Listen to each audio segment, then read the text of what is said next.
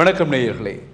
அனுரகுமார் திசாநாயக்க தலைமையில் அரசாங்கம் எவ்வாறு அமைக்கப்படும்? ஆட்சி அமைத்தால் அரசாங்கத்தை அமைக்கக்கூடிய பவர் அனுரகுமார் திசாநாயக்கவுக்கு அல்லது ஜேவிபி கட்சிக்கு இருக்கா? இந்த கேள்வி எதிர்கட்சி கேட்டிருக்கு.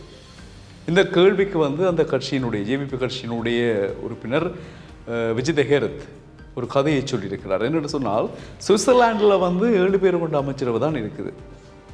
அப்போ இலங்கையிலே அப்படி இருக்கக்கூடாது. எங்களோட கட்சியில் நல்ல படித்தாக்கள் எல்லாம் இருக்கணும். கலாநிதிகள் இருக்கணும், பொறியியலாளர் மாதிரி இருக்கணும், சட்டத்தரணிகள் இருக்கணும், பல வல்லுநர்கள் இருக்கிறார்கள். அவர்களை வைத்து நாங்கள் கண்டிப்பாக ஒரு அரசாங்கத்தை அமைப்போம். இதில் மாற்றம் இல்லை. இப்போ ஹரணியை எத்தனை பேருக்கு தெரியும்? கன பேருக்கு தெரியாது. நாடாளுமன்ற உறுப்பினராக ஹரணி வரும் வரைக்கும் யாருக்கும் தெரியாது. ஆனால் அவர் சில வேளைகளில் பிரதமராக எங்கள் ஆட்சியில் வரலாம். அவரை போல துணிச்சலான பல சேவைகளை அர்ப்பணிப்பாக செய்யக்கூடிய பலர் எங்கள் கட்சிக்குள் இருக்கிறார்கள். அனுரகுமார் திசாநாயக்க ஜனாதிபதியாக வந்தால் அரசாங்கம் அமைப்பதற்கு பலர் எங்களோடு இருக்கின்றார்கள். கொழும்பிலேயே பலர் எங்களுடன் இணைந்திருக்கின்றார்கள். பல படித்த மேதைகள் இணைந்திருக்கின்றார்கள். எனவே இது எல்லாம் சாத்தியமாகும் என்று விஜித ஹேரத் சொல்லியிருக்கின்றார். அப்போ எதிர்கட்சி கேட்ட மாதிரி இந்த கேள்விக்கான பதில் விஜித ஹேரத்தால் சொல்லப்பட்டிருக்கிறது. அது தவிர எதிர்கட்சி சார்பில் இப்பொழுது நாங்கள் பார்த்தால் மும்முரமான தேர்தல் பிரச்சார கூட்டங்கள் எல்லாம் இடம்பெற்றுக் கொண்டிருக்கிறது. தொடர்ச்சியாக தேர்தல் தொடர்பான விஞ்ஞாபனங்கள், தேர்தல் தொடர்பான பிரச்சார அறிக்கைகள் எல்லாம் ஒவ்வொரு வேட்பாளர்களும் சொல்லிக் கொண்டிருக்கின்றார்கள். இதில் நாட்டினுடைய பொருளாதார ரீதியாக பொருளாதாரத்தை உயர்த்தி நாட்டினுடைய அழிவு பாதை அல்லது பின்தங்கிய பொருளாதாரத்தை முன்னுக்கு இன்னும் கொண்டு உற்பத்தி திறனை அதிகரித்து, ஏற்றுமதி வருவாயை அதிகரித்து, சுற்றுலாத்துறையை பிரச்சனை இல்லாமல் கொண்டு வருவதற்குரிய நடவடிக்கைகள் யாரினால் இடம்பெற வேண்டும். அது இருந்தால்தான் இலங்கைக்கு ஒரு வருமானம் கிடைக்கும், உற்பத்தி அதிகரிக்கும், ஏற்றுமதி வருமானத்தை பெற்று ஒரு தன்னிறைவான பொருளாதார நாடாக நாங்கள் வாழலாம், இருக்கலாம் என்பதற்கான ஒரு தேவை இருக்கிறது. அந்த தேவைகளை எல்லாம் பூர்த்தி செய்யக்கூடிய ஒரு தகமை யாரிடம் இருக்கிறது? இதையெல்லாம் இப்பொழுது நாங்கள் தேடக்கூடிய ஒரு விடயமாக இருக்கிறது. அதற்குரிய கால அவகாசங்கள் அமைதியான ஒரு சூழ்நிலையில் 48 மணித்தியாலம் 18ஆம் தேதியிலிருந்து 28ஆம் தேதி வரை எங்களுக்கு கிடைக்கிறது. அந்த நேரத்தில் தான் நாங்கள் இதுவரை நாட்களும் கேட்ட தேர்தல் பிரச்சார கூட்டங்கள், மக்கள் சந்திப்புகளில் வேட்பாளர்கள் சொன்ன விடயங்கள் எல்லாவற்றையும் அலசி ஆராய்ந்து ஒரு முடிவுக்கு நாங்கள் வருவதற்கான காலமாக அவை பார்க்கப்படுகிறது. எனவே இந்த சந்தர்ப்பத்தில் நாங்கள் சரியான மாதிரியான முடிவை எடுக்க வேண்டும் என்பது காலத்தின் கட்டாயம்.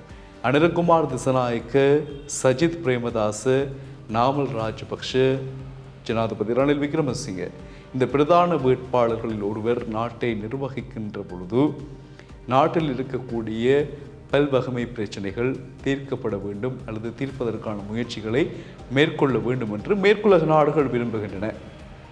குறிப்பாக அண்டை நாடான இந்தியாவிலிருந்து அமெரிக்கா வரையில் எல்லா நாடுகளும் அதைத்தான் விரும்புகின்றார்கள். ஏன்?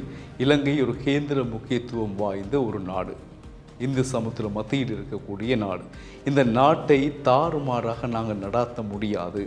இந்த நாட்டை கைப்பற்றுவதற்கு, நாட்டில் உள்ள வளங்களை சூறையாடுவதற்கு, நாட்டில் உள்ள கேந்திர நிலையங்களை தங்கள் வயப்படுத்துவதற்கு நிறைய நாடுகள் போட்டி போட்டுக் கொண்டிருக்கின்றன.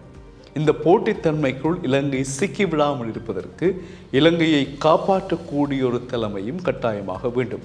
மேற்கு நாடுகளுடைய அறிவுரைகளை அல்லது அவர்களுடைய சொல் பேச்சை கேட்டு உடனேயே இலங்கையை தாரை வார்த்து கொடுக்கக்கூடிய தகமைகள் இருக்கக்கூடாது. ஏனென்றால் இப்பொழுது இருக்கக்கூடிய ஒரு சொற்ப வளங்களையாவது நாங்கள் பாதுகாக்க வேண்டும்.